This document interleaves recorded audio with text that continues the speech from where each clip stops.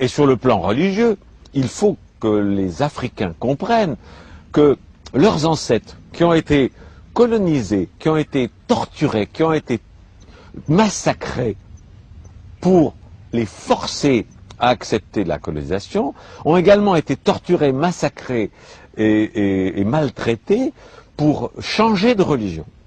Les conversions au christianisme ont été faites par la force et par la violence. Alors, imaginez, et les ancêtres que vous avez, peuple africain, sont toujours vivants sur la planète des Elohim.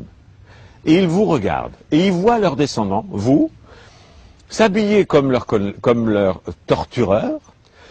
Ils voient leurs descendants aller dans les églises qui ont été mises en place par leurs tortureurs. Ils sont désespérés.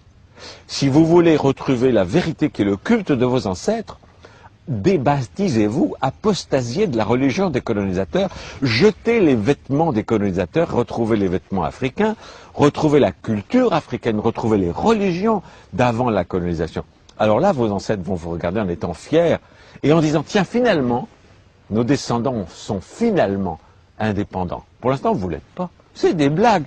On vous fait croire à l'indépendance. Il y a un drapeau, il y a des... C'est des pantins, mais qui sont aux ordres des pouvoirs internationaux. Et vous le savez, en prenant un maximum d'argent qu'ils mettent sur des comptes en Suisse. Et en même temps, l'Afrique meurt de faim un peu partout. Le Vatican, s'il est tellement concerné par les pauvres et par la faim en Afrique et ailleurs, mais qui vendent le Vatican, et avec cet argent, il peut donner à manger à tout le monde. Parce que la religion chrétienne dont on vous vante les mérites et avec laquelle on vous a colonisé, a toujours dit la pauvreté c'est beau, n'avoir rien c'est beau. Ok, faites-le vous-même. Que le pape vende tout le Vatican, c'est une ville.